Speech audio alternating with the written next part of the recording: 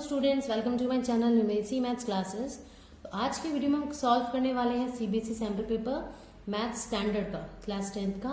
तो आज हम स्टार्ट करेंगे सेक्शन 1 मार्कर जितने भी क्वेश्चन है 16 क्वेश्चन वो हम डिस्कस करने वाले हैं। तो चलिए स्टार्ट करते हैं क्वेश्चन नंबर 1 से।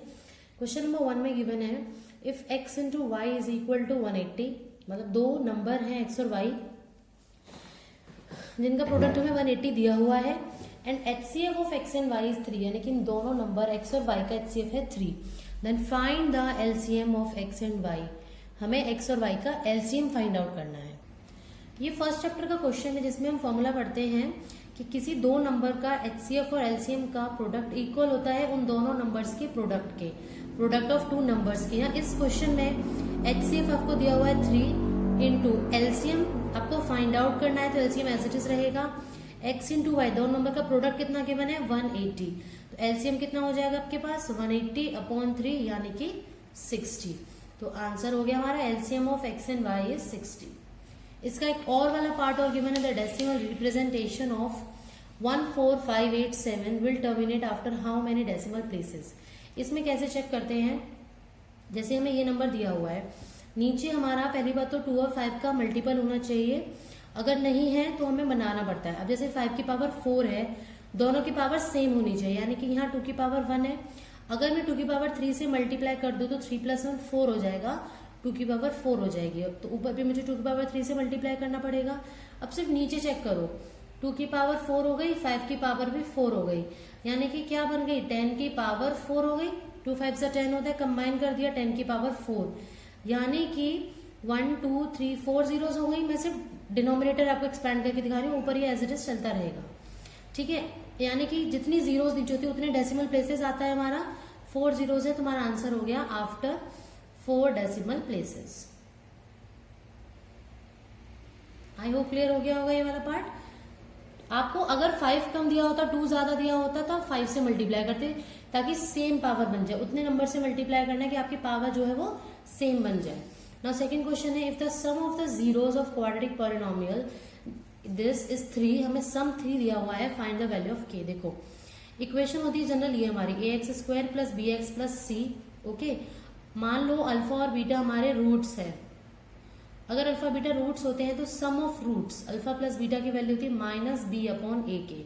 b यानी कि x का कोफिशिएंट अपॉन a यानी कि x² का कोफिशिएंट। यहाँ पे सम यानी कि जो अल्फा प्लस बीटा की वैल्यू है वो कितनी दी हुई है 3, जो कि इक्वल होगी माइनस ऑफ x का कोफिशिएंट, और x का कोफिशिएंट कितना है -k अपॉन a यानी कि x² का coefficient which is 3 cross multiply किया 9 हो गया, माइनस माइनस प्लस हो गया, यानी कि आपकी k की वैल्यू क्या मिल गई है 9। Now next question number 3 question है हमारे पास for what values of k the pair of linear equation this and this does not have a solution.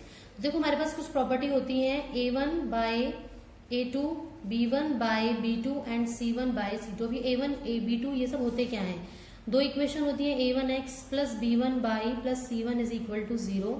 दूसरी होगी मान लो a2x + b2y + c2 is equal to 0। तो जो कोफिशिएंट ऑफ x होते हैं इनका रेशियो, कोफिशिएंट ऑफ y इनका ratio, coefficient of constant इनका रेशियो, ये हम कंपेयर करते हैं। अगर ये तीनों सेम आते हैं तो सॉल्यूशन होता है लेकिन इनफाइनाइट होता है।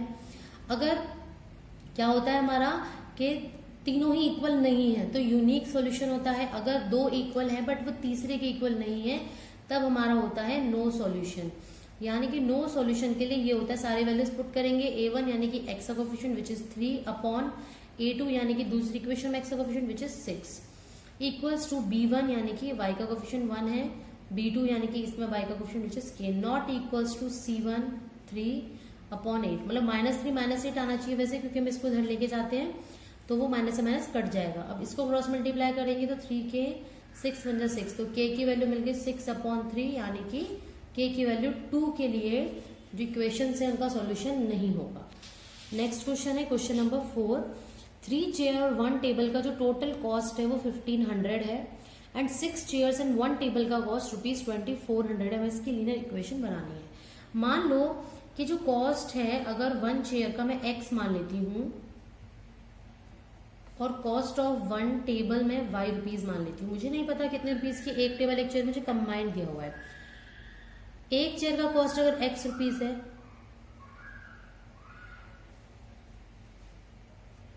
एक चेयर का कॉस्ट x रुपीज है, तो 3 चेयर का कितना हो जाएगा, 3x कॉस्ट हो जाएगी, 3 इंटू एक्स।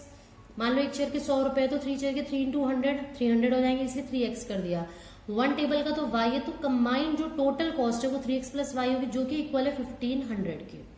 ऐसे ही 6 चेयर का, जब एक चेयर के x रुपीज है तो 6 चेयर के हो जाएंगे 6x, 1 टेबल का यानी कि प्लस y, टोटल अमाउंट है 2400। तो ये हमारी दोनों बन गई हैं इक्वेशंस। आई होप क्लियर हो गया होगा क्वेश्चन भी।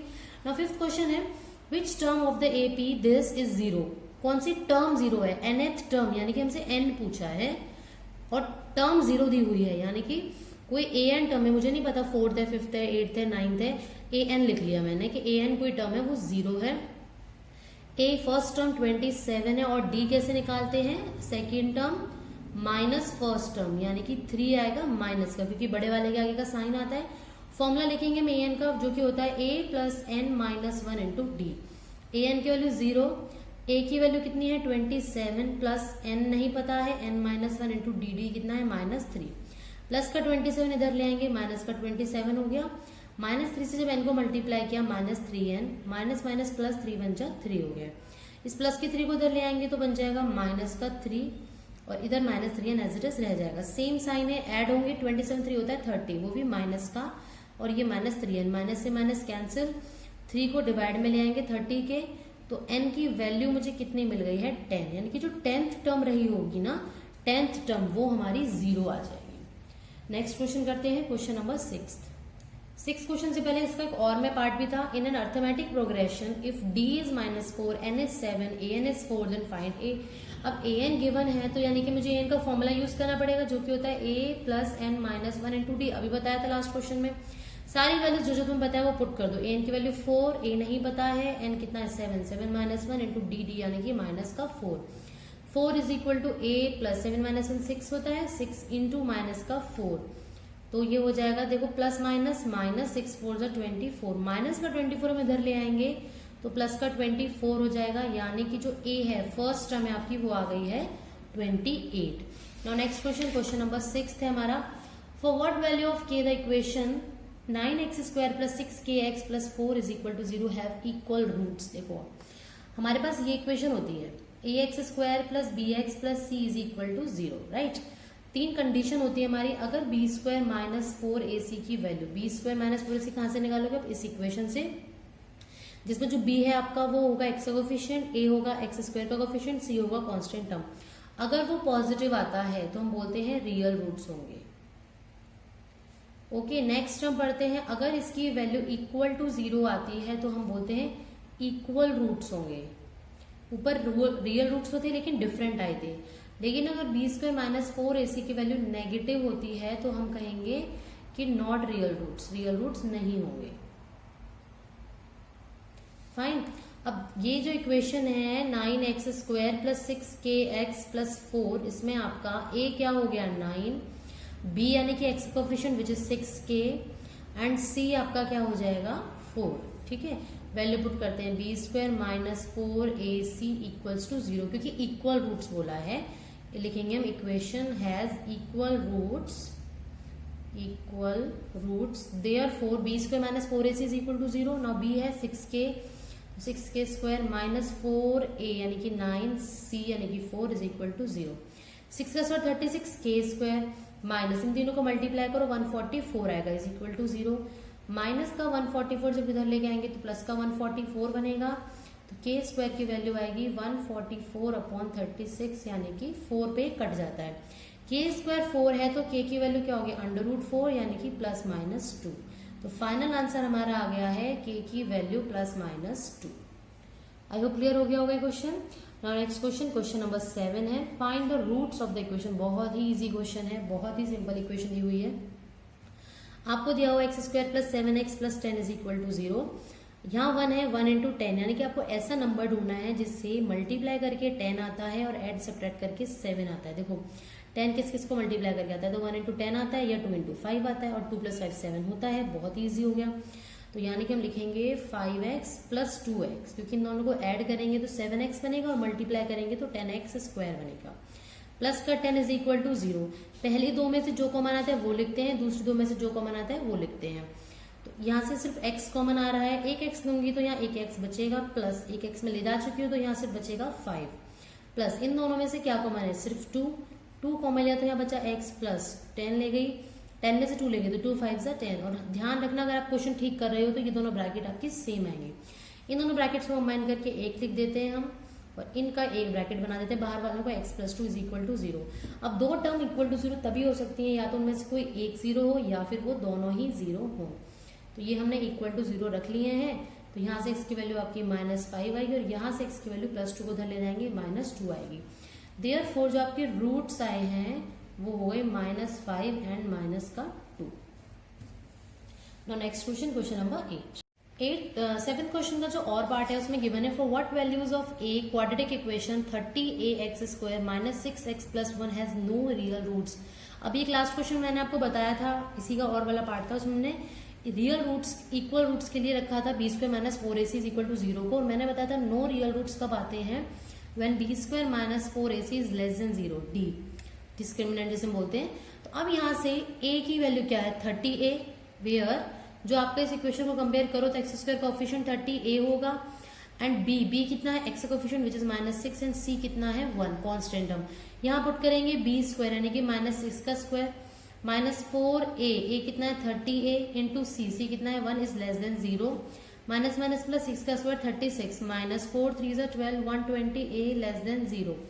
ये माइनस का 120 में उधर ले जाएंगे तो प्लस का 120a हो जाएगा। a की वैल्यू निकालनी है तो 120 को नीचे ले आऊंगी, 36/120 लेस देन a हो जाएगा। इसको काट देंगे, 12 3 36, 12 1 जा, तो ये आ गया 3/10 से बड़ी होनी चाहिए a की वैल्यू रियल रूट्स के लिए, ठीक है, नो रियल रूट्स के लिए, सॉरी। नेक्स्ट क्वेश्चन है 8th क्वेश्चन, जो कि 1 मार्कर का लग ही नहीं रहा है देखने में।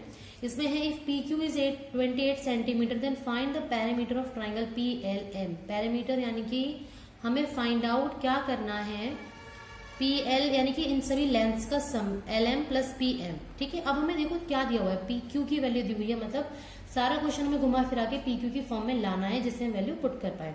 अब आपको प्रॉपर्टी पता ही होगी, अगर एक टेंजेंट होता है इस एक्सटर्नल पॉइंट से किसी सर्कल पे गिरता है तो दोनों की लेंथ सेम होती है। तो यहाँ P पॉइंट से टेंजेंट है PQ और PT, तो PQ और PT की लेंथ होगी सेम, क्योंकि tangent drawn from an external point are equal.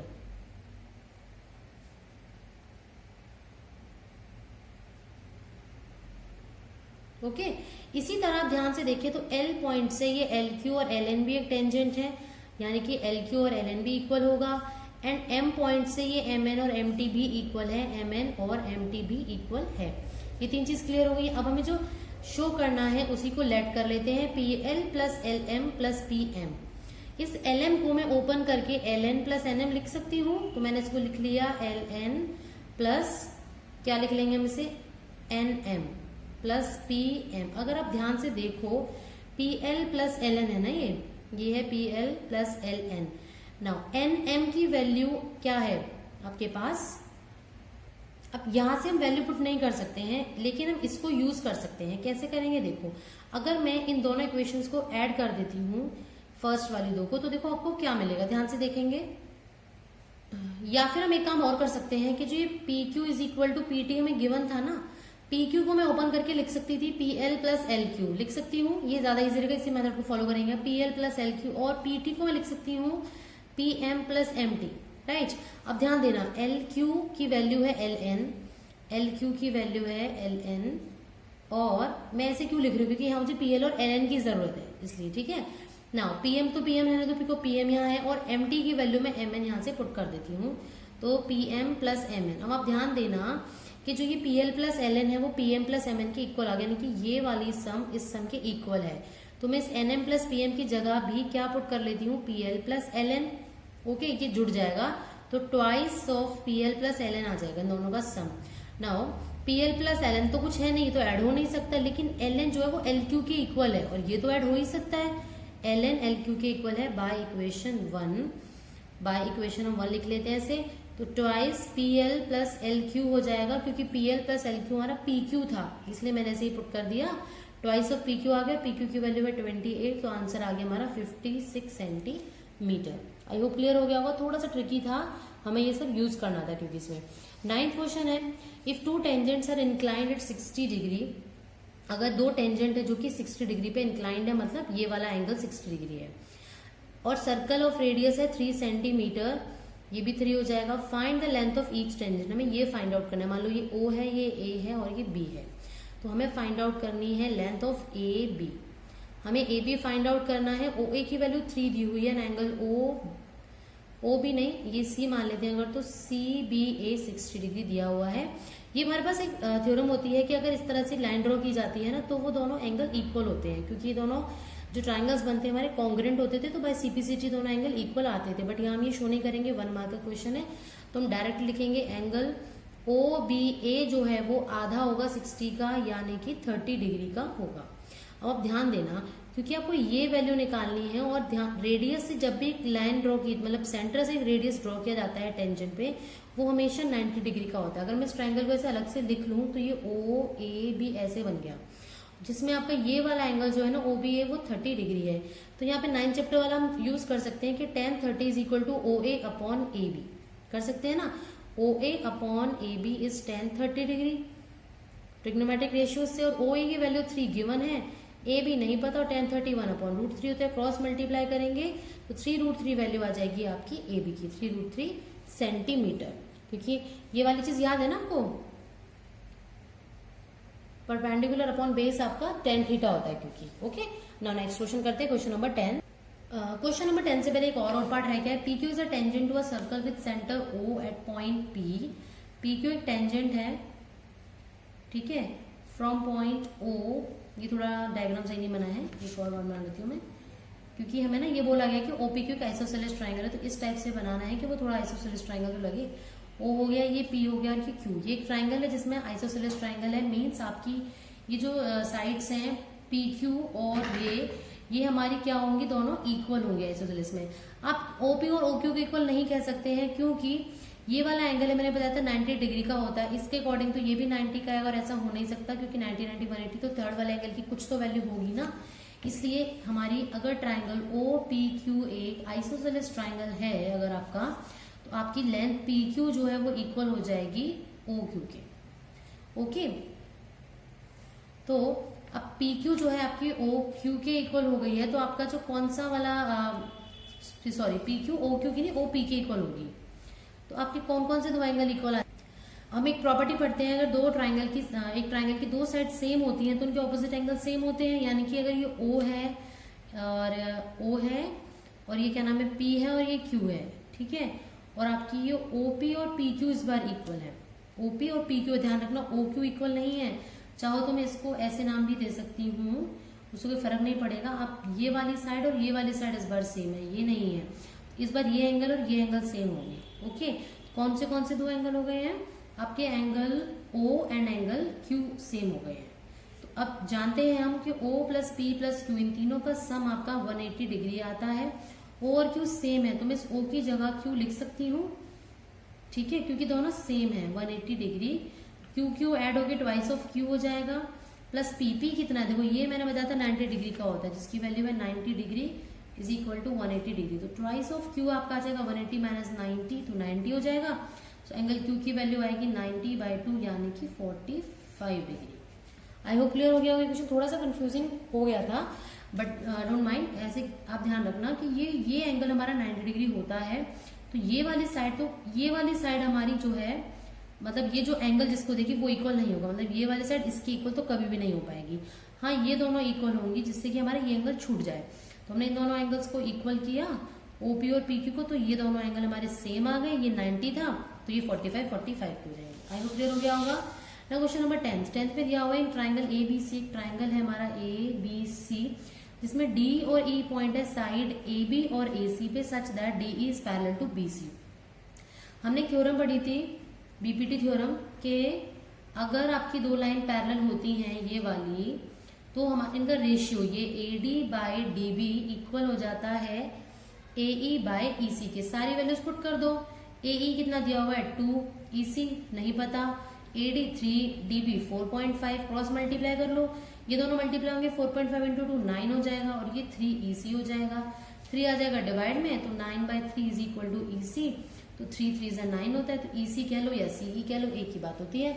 इसकी वैल्यू आ गई हमारी 3/BPT और you can say Thales theorem. Next question 11th question इसमें गिवन है in the figure if B1 B3 and A1 A2 A3 dash dash have been marked at equal distance in what ratios C divides AB। देखो हमने दो तरह की theorem करी है construction की। एक तो ये होती थी कि लाइन ड्रॉ करो, एक एक्यूट एंगल ड्रॉ करो। जिस रेशियो में करना है, मान लो मुझे 8:3 में करना है, तो तीनों का सम जितने हम यहाँ कट लगाते हैं 8+3 11 तक, लास्ट वाले को ऐड करते हैं और इस पहले वाले को फिर मिला देते हैं। इस तरह से कुछ हम करते थे। एक तरीका ये वाला होता था जिसमें हम क्या करते थे कि AB लाइन ड्रॉ करो, एक ऊपर एक्यूट एंगल और एक नीचे बनाओ। अब पहले हमने A से यहाँ बनाए कट 8, ए से इसलिए करें क्योंकि AB लाइन है, तो ये AC जो है यानी कि ये 8 हो गए, ये रेशियो हो गया 8। यहाँ से यहाँ तक ये काउंट करेंगे 1 2 3 4 5, ये 5 है, तो आंसर हो गया हमारा 8:5। नेक्स्ट क्वेश्चन है क्वेश्चन नंबर 12। इसमें गिवन है sin A plus cos B is equal to 1 if A is 30 degree and B is an acute angle, then find the value of B। Value put करेंगे sin A की value है 30, तो sin 30 degree plus cos B is equal to 1। sin 30 की value होती है 1/2 plus cos B is equal to 1। 1/2 को उधर ले जाएंगे तो cos B की वैल्यू मिलेगी 1 माइनस 1/2, तो cos B आगे इनको माइनस करते हैं तो 1/2 ही आता है। और cos B की वैल्यू 1/2 कब होती है? cos 60 डिग्री पे। देयरफॉर जो आपका एंगल B है वो क्या आ जाएगा? 60 डिग्री। ये तो इजी क्वेश्चन था, 1 मार्कर जैसा ही था। 13 क्वेश्चन है, if x is 2 sin square theta, y is 2 cos square theta plus 1, then find the value of x plus y। x plus y consider करेंगे, x की वैल्यू पुट करेंगे 2 sin square theta plus y की value put करेंगे 2 cos square theta प्लस 1। इन दोनों में से 2 common ले लेंगे तो अंदर बचेगा sin square theta प्लस cos square theta प्लस 1 एज इट इज रहेगा। इसकी वैल्यू हम जानते हैं 1 होती है, आइडेंटिटी है ये। sin square theta प्लस cos square theta आपका 1 होता है, प्लस 1 2 1 2 प्लस 1 और 2 प्लस 1 हो गया आपका ये 3। इजी क्वेश्चन था बहुत ये। नाउ नेक्स्ट क्वेश्चन करते हैं क्वेश्चन नंबर 14। क्वेश्चन नंबर 14 है, in a circle of diameter 42, diameter 42 centimetre given है, तो रेडियस क्या हो जाएगी इसकी? आधी, यानी कि 21 centimetre. If an arc subtends an angle of 60 degree, theta 60 degree दिया हुआ है, then what will be the length of the arc? देखो लेंथ ऑफ द आर्क का फॉर्मूला होता है मेरे पास theta upon 360 degree into 2 pi R. Value put करते हैं, थीटा है 60 अपॉन 360 इंटू 2 पाई, पाई की वैल्यू है 22/7 इंटू आर कितना है 21। ये काटा 6, ये 1 6 हो गया, 7 3 21। ओके, और क्या कर सकता है हमारा 3 2 6 और 2 से 2 कैंसिल, बच गया सिर्फ 22, यानी कि 22 सेंटीमीटर हमारी लेंथ है आर्क की। अगर ये एरिया पूछते हैं ऑफ सेक्टर तो 2 पाई आर की जगह हमारा फॉर्मूला होता था pi R square. Now question number 15 है, 12 solid spheres of the same radii are made by melting a solid metallic cylinder। मतलब एक सिलेंडर है जिसको पिघला के स्फीयर्स बनाए गए हैं 12, ये हैं टोटल 12 स्फीयर्स, यानी कि इक्वल रेडियस के हैं। अगर इसका मैं मान लेती हूँ 4/3 पाई आर क्यूब वॉल्यूम, इसका भी है 4/3 पाई आर क्यूब वॉल्यूम, इस तरह से 12 का है, तो जब इनको ऐड करेंगे तो वो 12 इंटू 4/3 पाई आर क्यूब लिखा जा सकता है क्योंकि सेम रेडियस है। और ये जो टोटल वॉल्यूम है ये इक्वल होगा सिलेंडर के वॉल्यूम के, क्योंकि इसको मेल्ट करके ये 12 सॉलिड स्फीयर बने हैं। इसका फॉर्मूला होता है पाई आर स्क्वायर। मैं इसको कैपिटल आर और कैपिटल एच डिनोट कर रही हूँ, यहाँ लिख भी देती हूँ। R is the radii of cylinder and H is the height of cylinder, ठीक है। और स्मॉल आर जो है वो है रेडियाई ऑफ स्फीयर, ठीक है। सारी वैल्यूज पुट कर देते हैं।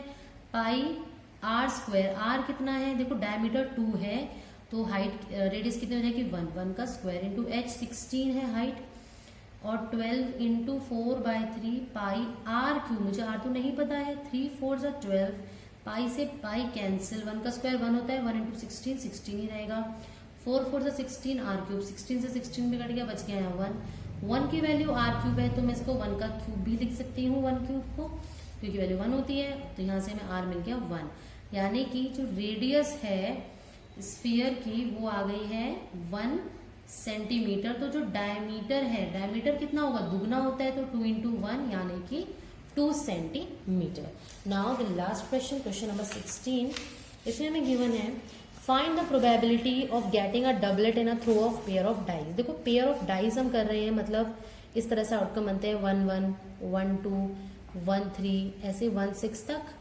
फिर ऐसे बट 2 फिक्स कर लेते हैं, 2 के साथ दूसरे पे 1 आ सकता है, 2 आ सकता है, इस तरह 2 6 तक।